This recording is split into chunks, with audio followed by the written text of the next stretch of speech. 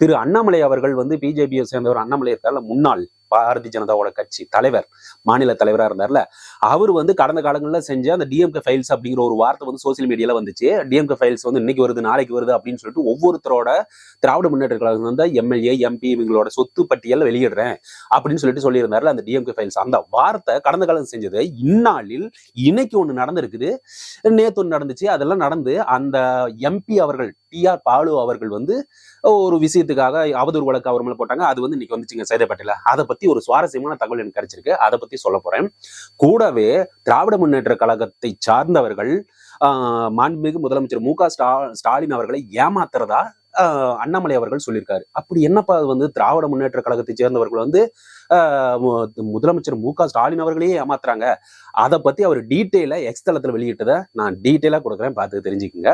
Problem உங்களுக்கு தெரிஞ்சிருந்தா இன்னொரு தடவை பார்த்தா சுவாரஸ்யமா தானே இருக்கும், நம்ம கொஞ்சம் சொல்லிடுவோம். ஓகே, அடுத்து இன்னொரு விஷயம், திராவிட முன்னேற்ற கழகத்தை என்னடா அது திராவிட முன்னேற்ற கழகத்துன்னு சொல்லிட்டு இருக்கேன். ஆமாங்க, அதுதாங்க நடந்துகிட்டு இருக்கு, அதுதானே சொல்ல முடியும்.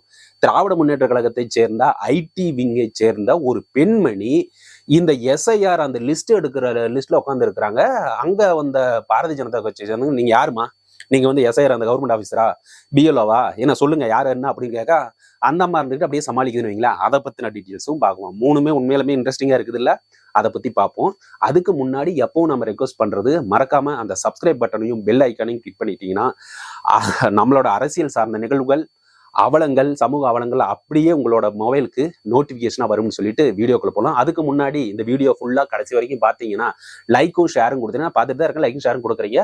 ப்ராப்ளி புதுசாக வரவங்களுக்கு நம்ம ரெக்வஸ்ட் பண்ணணும் இல்லையா, லைக்கும் ஷேரும் கொடுத்தீங்கன்னா பல பேருக்கு சென்றாடும் சொல்லிட்டு வீடியோக்குள்ள முதல்ல போயிடலாம். ஓகே, முதல் விஷயம் பார்த்தீங்கன்னா, திரு அண்ணாமலை அவர்கள் வந்து கடந்த காலத்தில் டிஎம்கே ஃபைல்ஸ் அப்படிங்கிற ஒரு இதை வெளியிட்டார். யார் அதாவது திராவிட முன்னேற்ற கழகத்தை சேர்ந்த அமைச்சர்களும் எம்எல்ஏ இவங்களோட சொத்து பட்டியலை வெளியிட்டாரு.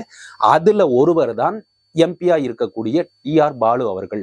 அவர் வந்து அண்ணாமலை அவர்கள் வந்து என் மீது வந்து போட்ட வழக்கு வந்து எனக்கு அதாவது அது வந்து தவறானது, என் மேல அவதூறு பரப்புறதுக்காக இருக்குது, அதனால அதை கேன்சல் செய்யணும், அதே சமயத்துல அவருக்கு வந்து 100 கோடி இழப்பீடு எனக்கு தரணும் அப்படிங்கிற மாதிரி அவதூறு வழக்கு வந்து சைதாப்பேட்டில் போட்டிருக்காரு.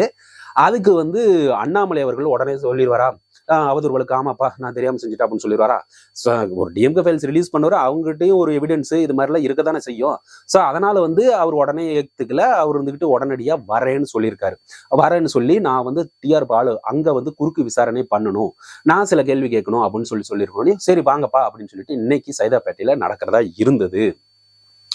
அங்க வந்த உடனேயுமே சில கேள்விகளை வைத்தாரு. அதுக்கு முன்னாடி அவர் சொன்ன ஒரு வார்த்தை, எனக்கெல்லாம் நிறைய வேலையை விட்டுட்டு வந்திருக்கிறேங்க அப்படின்னு ஒரு வார்த்தையை சொன்னாரு. ஓகே, இப்ப அங்க நடந்த விஷயத்த சொல்லிட்டு அவர் நிறைய வேலையை விட்டுட்டு வந்தேன்னு சொன்னார்ல, அதுல ஒண்ணுதான் வந்து கோவாவில் நடந்த அயன்மேன் ட்ரையாத்லெட்டிக்ஸ். அந்த விஷயத்தை பத்தி தான் டீட்டெயிலாக சொல்லணும். அது ஒரு ஜென்ரல் நாலேஜ் மாதிரி வச்சுக்கோமே, அது சொல்லிடுவோம்.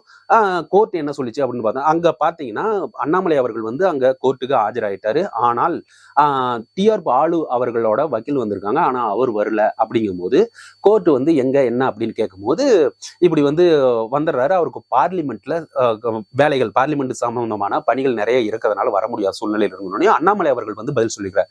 ஏப்பா நானும் விவசாயி தான், எனக்கும் நிறைய வேலை, நானும் பிஸியா தான் இருந்துட்டு இருக்கேன், எனக்கும் டைம் இருக்கும் இல்லையா, எனக்கும் பாருங்க டிசம்பர் 25ஆம் தேதி நான் வந்து ஆஸ்திரேலியா போற வேலை இருக்கு. இந்த பக்கம் பாத்தீங்கன்னா கோவாவில் வந்து நான் அயன்மேன் ட்ரையாத்லெட்டிக்ஸ் அந்த ஃபங்க்ஷன் வந்து நான் அவசரம் முடிச்சுட்டு வர மாதிரி முக்கியமானதெல்லாம் விட்டுட்டு வந்திருக்கிறேன், இப்படி சொன்னா எப்படி அப்படிங்கிற மாதிரி இவரு கேட்டிருக்காரு. இதையெல்லாம் சொல்லும் போதுதான் நான் அந்த ட்ரையாத்லெட்டிக்ஸ் அந்த விஷயத்தை பத்தி உங்களுக்கு சொல்லணும்னு தோணுச்சு, அது சொல்றேன் இருங்க. ஸோ இப்படியெல்லாம் வந்து இவர் வந்து எனக்கு பிஸியா இருக்கு அவங்க அப்படின்னு சொல்லணும். கோர்ட் என்ன சொல்லி இருக்குது அப்படின்னா, கோர்ட் இருந்துகிட்டு இங்க பாருங்க, இவங்க வந்து அண்ணாமலை அவர்கள் வந்து சொன்ன மாதிரி குறுக்கு விசாரணைக்கு வந்துட்டாங்க. ஆனா இன்னைக்கு வரலினாலும் எனக்காவது இல்லை, எப்பவுமே குறுக்கு விசாரணை நடத்தப்படணும் அப்படிங்கிறதான் அண்ணாமலை தரப்புல இருந்து கேட்கும் கேள்விகளுக்கு என்னென்ன குறுக்கு விசாரணை பண்ணுமோ டிஆர் பால்கணும் அதை நடத்தியே ஆகணும். நான் டிசம்பர் 24ஆம் தேதி மறுபடியும் இந்த குறுக்கு விசாரணை இது நடத்தலாம் அப்படின்னு சொல்லிட்டு கோர்ட் வந்து சொல்லியிருக்குது. ஓகேவா? ஸோ இந்த விஷயத்த சொல்லிட்டு கோர்ட் வந்து இன்னைக்கு முடிச்சு வச்சுட்டாங்க. அண்ணாமலை அவர்களும் வெளியே வந்துட்டாரு. ஸோ அவர் சொன்ன விஷயங்கள் எல்லாம் ஓகே. ஆனா கீழே கமெண்ட்ஸ் எல்லாம் போய் பார்க்கும்போது ஒவ்வொருத்தரும் ஒவ்வொரு விதமா சொல்றாங்க.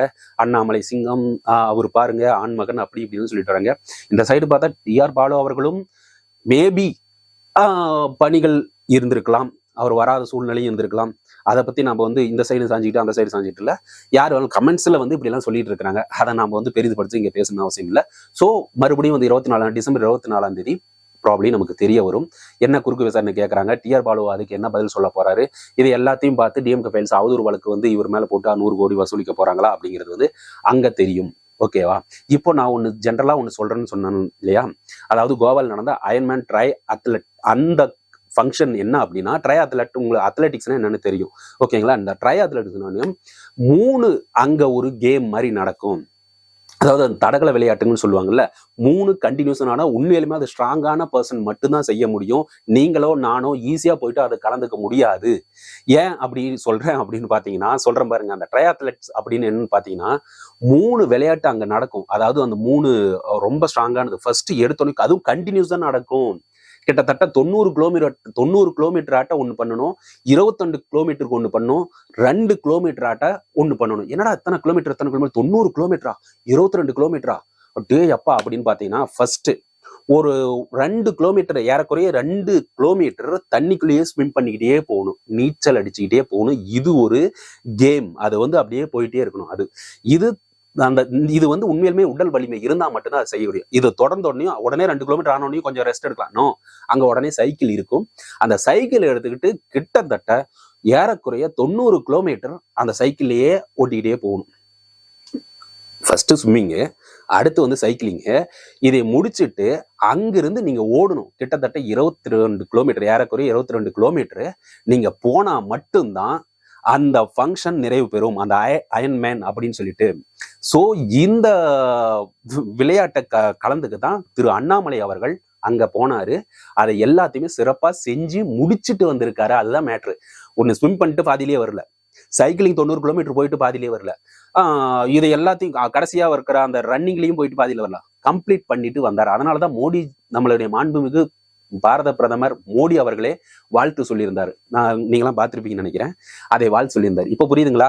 அவர் எப்படி வந்து கோர்ட்டுக்கு வந்து எனக்கு பாருங்க அவ்வளவு ஃபங்க்ஷன்லாம் நானும் விட்டுட்டு வந்திருக்கேன் அப்படின்னு சொன்னதுக்கான அர்த்தம் புரியுதுங்களா? ஸோ இது ஒரு உடல் வலிமையும் அந்த சிந்தனை, அதாவது ஒரு அப்படியே நேர் அப்படியே குதிரைக்கு கடிவாளம் போட்ட மாதிரி அப்படியே போயிட்டு இருக்கணும். அது சாதாரணமெல்லாம் செஞ்சிட முடியாது. அவரும் சொல்லியிருக்காரு 2-3 மாசமா பிராக்டிஸ் எடுத்திருக்கேன் அப்படிங்கிற மாதிரிலாம் பார்த்த மாதிரி ஞாபகம். ஸோ இது அசால்ட்டாலாம் போய் செஞ்சிட முடியாது. ஸோ இது ஒரு பக்கம் இருக்க, இன்னொரு பக்கம் பார்த்தீங்கன்னா அண்ணாமலை அவர்கள் வந்து கோவையில வந்து திராவிட முன்னேற்ற கழகத்தை சேர்ந்தவர்கள் இந்த எஸ்ஐஆர், ஏற்கனவே நேத்தோ ஒரு வீடியோ போட்டிருந்தேன், ஸ்பெஷல் இன்டென்சிவ் ரிவிஷன். இதுக்கு திராவிட முன்னேற்ற கழகத்தை சேர்ந்த சில பேர் அங்கு இதற்கு, அதாவது எஸ்ஐஆர் அப்படிங்கிறதுக்கு எதிர்ப்பா தெரிவிக்கிறேன் அப்படிங்கிறதுக்கு ஒரு கூட்டம் நடத்துறாங்க அங்க. அந்த கோவை அதுக்காக அந்த கூட்டம் நடத்தும் போது நிறைய பேர் வந்தா தானே எஸ்ஐஆருக்கு வந்து இவ்வளவு பெரிய எதிர்ப்பு இருக்குது அப்படின்னு தெரிவிக்க முடியும். அதுக்காக அவங்க என்ன பண்றாங்க அப்படின்னா, அங்கு இருக்கிற மாநகரங்களில் இருக்கக்கூடிய பல பகுதிகளிலிருந்து தமிழக அரசை சேர்ந்த பேருந்துகளை யூஸ் பண்ணினதாக அண்ணாமலை அவர்கள் வந்து இங்க சொல்லியிருக்காங்க. எங்க நம்ம எக்ஸ் தளத்துல வந்து அண்ணாமலை அவர்கள் சொல்லியிருக்காங்க. இப்படி கவர்மெண்டோட, அதாவது அரசாங்கத்தோட பேருந்துகளை யூஸ் பண்ணி பல பகுதிகளில் உள்ள பேருந்துகளையும் அங்கு ஏற்றி சென்று இந்த எஸ்ஐஆருக்கு எதிர்ப்பு தெரிவித்ததாக யாருக்கிட்ட காட்டுறாங்க? தமிழக முதல்வர்கிட்ட காட்டுறாங்க. தமிழக முதல்வர்கிட்ட பாருங்க இவ்வளவு பெரிய எதிர்ப்பு இருக்குதா, தமிழக முதலமைச்சரை ஏமாற்றுகிறா அப்படிங்கிற ஒரு வார்த்தையை வந்து அண்டர்லைன் பண்ணி சொல்லியிருக்காரு. சோ இதையெல்லாம் மாண்புமிகு முதலமைச்சர் மு க ஸ்டாலின் அவர்கள் கண்டிப்பா இது உற்று பார்ப்பார் அப்படிங்கிறது மட்டும் எனக்கு நல்லா தெரியும். என்னோட கணிப்பு அதுதான், அவர் பார்ப்பார் அப்படிங்கிற ஒரு நம்பிக்கை. சோ இந்த விஷயத்துல அவர் பார்க்கறது வந்து அண்ணாமலை அவர்கள் தெளிவாக வெளிப்படுத்தி, இப்படி வந்து திராவிட முன்னேற்ற கழகத்தை சேர்ந்தவர்கள் இப்படி சொல்லிட்டு இருக்காங்க, இப்படி செஞ்சுக்கிட்டு இருக்காங்க, இது வந்து இப்படி ஒரு மாய தோற்றத்தை ஏற்படுத்த பாக்குறாங்களோ. இதனால என்ன ஆகுதுன்னா, கோவை மாநகரங்களிலிருந்து பல பகுதிகளுக்கு செல்ல வேண்டிய பேருந்து கிடைக்காத சூழ்நிலையில் அந்த கோவை மாநகரத்தில் இருக்கிற மக்கள் அல்லல் படுகின்றன இவர்களின் செயல்களால். இதை மாநில முதலமைச்சர் உற்று நோக்கணும், இதை கவனிச்சு நடவடிக்கை எடுக்கணும்னு சொல்லிட்டு அவரு எக்ஸ் தளத்துல வந்து இது மாதிரி விஷயங்களை சொல்லியிருக்காரு. இதை பத்தி உங்களோட கருத்து என்னங்க? இது இப்போ எஸ்ஐஆருக்கு எதிர்ப்பு தெரிவிக்கும் போது அதை மனதளவில் வந்து ஓகே எஸ்ஐஆர் வந்து இவ்வளவு பிரச்சனை இருக்குதுங்க, நிறைய பிரச்சனைகள் இருக்குது, நான் தான் நிறைய வீடியோல போட்டேன், இப்படி வந்து அட்ரஸ் மாறி போயிட்டா, இப்படி நிறைய பிரச்சனை இருக்குன்னு வச்சுங்களேன், ஓட்டர் ஐடி லிஸ்ட்ல எப்படி சேர்க்கிறது, இதெல்லாம் நாம வந்து லிஸ்ட்ல போய் நம்மளோட அதாவது நாமளா ஒரு குடிமகனா இருந்து அது வந்து முன்னெடுத்து கொண்டு போய் அந்த ஓட்டர் லிஸ்ட்ல சேர்க்க வேண்டியது நமது தலையாய கடமை, ஒரு குடிமகனை செய்ய வேண்டியது.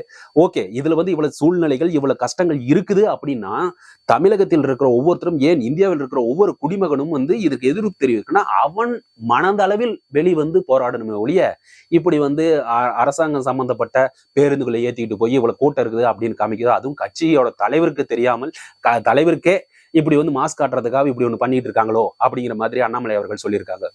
அது பார்ப்போம் என்ன நடக்குது அப்படின்னு சொல்லிட்டு. உறுதியாக தமிழக முதலமைச்சர் மு க ஸ்டாலின் அவர்கள் உறுதியா நடவடிக்கை எடுப்பார் அப்படிங்கிற ஒரு நம்பிக்கை இருக்குது. அடுத்த விஷயத்துக்கு போலாம். இதுவே இன்னொரு விஷயமும் அங்கேயே நடந்திருக்குது. என்னன்னு பாத்தீங்கன்னா, அதுவும் பாரதிய ஜனதா கட்சியை சேர்ந்தவர்களுக்கும் திராவிட முன்னேற்ற கழகத்தை சேர்ந்த ஐடி விங்கை சேர்ந்தவர்களுக்கும் அதுவும் ஒரு பெண்மணி. அங்க என்னன்னா, இந்த எஸ்ஐஆர் வந்து ஓட்டர் லிஸ்ட் எல்லாம் ப்ரிப்பேர் பண்ணிட்டு இருக்காங்க இல்லையா, இந்த ப்ரிப்பேர் பண்ணிட்டு இருக்கும் போது அங்க ஒருத்தர் வந்து அந்த கவர்மெண்ட் ஸ்டாஃப் தான் ஆக்சுவலா ஜென்ரலா வந்து எஸ்ஐஆர் வந்து அந்த பூத் லெவல் ஆஃபீஸர் பிஎல்ஓ அப்படிங்கிறது தான் அவங்க வந்து அந்த லிஸ்ட் எல்லாம் போயிட்டு ப்ராப்பரா ஃபைனல் பண்ணி இஆர்ஓ அவங்களுக்கு அனுப்புவாங்க. கரெக்டுங்களா? அந்த இஆர்ஓ போறதுக்கு முன்னாடி பிஎல்ஓ வந்து எடுத்து லிஸ்ட் எடுப்பாங்க. அந்த லிஸ்ட் எடுத்து ஒப்புதல் அடிச்சுதான் இஆர்ஓ அனுப்புவாங்க. இப்படிப்பட்ட சூழ்நிலை இருக்கும்போது அங்க லிஸ்ட் எல்லாம் எடுத்து பார்த்துட்டு இருக்கும்போது பிஜேபி சேர்ந்தவங்க வந்து பாக்குறாங்க, யாருமா நீங்க பிஎல்ஓவா அப்படின்னு. இல்ல நான் பிஎல்ஓ இல்லைங்க, நான் டிஎம்கே ஐடி விங்க சேர்ந்தீங்க. ஏங்க டிஎம்கே கட்சி சார்ந்த யாருமே இந்த லிஸ்ட் எடுக்கக்கூடாது இல்ல, யாரு வந்து ஸ்டாஃபோ யாரு கவர்மெண்ட் அதாவது அரசாங்க உத்தியோகத்தில் இருக்கிறவங்க தானே இதை எடுத்து லிஸ்ட் யாரு என்ன பேரு, இறந்தவர்கள் யாரு, அட்ரஸ் மாறிட்டாங்க, இது மாதிரி எல்லாத்தையும் குளறுபடிகள் நீக்கி தரமான நியாயமான ஓட்டர் லிஸ்ட் கொண்டு வரணும். ஆனா நீங்க திராவிட முன்னேற்ற கழகத்தை மட்டும் இல்லாமல் ஒரு கட்சியை சேர்ந்தீங்க, நீங்க எப்படி இந்த லிஸ்ட் எடுக்கலாம்? அப்படி கட்சி சேர்ந்தீங்க நீங்க லிஸ்ட் எடுத்தீங்கன்னா அது தரமானதா உண்மையானது நியாயமானதா அந்த லிஸ்ட் இருக்குமா? இப்போ இறந்தவங்களோட பேரை நான் கொடுக்குறேன், நீங்க வந்து அந்த லிஸ்ட்ல இருந்து எடுத்துருவீங்களா? இல்ல எடுக்கதான் முடியுமா அப்படின்னு சொல்லிட்டு அவங்க கேள்வி கேட்டுட்டு இருக்காங்க. அவங்களும் இருந்துகிட்டு அதுக்கு பதில் சொல்ல முடியாம, இல்ல இருங்க நான் வந்து கூப்பிடுறேன் இருங்க அப்படின்னு சொல்லிட்டு யாருக்கோ கூப்பிடுறாங்க. அவங்க கூப்பிட்ட உடனே அவங்க ஒரு பதில் சொல்றாங்க, சாரி சார், அவங்க வந்து சும்மா பார்க்க சொல்லிட்டு தான் சார் வந்தேன், நான் வந்துடுறேன் காமன் நேரத்துல அப்படின்னு. நீங்க யாருங்க அப்படின்னு கேட்டா அதுக்கான சரியான பதில் கடைசி வரைக்குமே வரல. அரசாங்க அதிகாரி தவிர ஐடி விங்கை சேர்ந்த ஒரு கட்சியை ஐடி விங்கை சேர்ந்தவர்கள் வந்து இந்த லிஸ்ட் எடுக்கிறத பத்தி நீங்க என்ன நினைக்கிறீங்க? இந்த 3 பத்தியும் நீங்க ஒரு கருத்தா சொன்னீங்கன்னா பல பேர் பார்த்து தெரிஞ்சுக்கோன்னு சொல்லிட்டு விடைபெறுகிறேன். மறக்காம இதுவரைக்கும் இந்த வீடியோ ஃபுல்லா பாத்தீங்கன்னா லைக்கும் ஷேர் கொடுத்தீங்கன்னா பல பேருக்கு சென்றடையும் சொல்லிட்டு விடைபெறுகிறேன். நன்றி, வணக்கம்.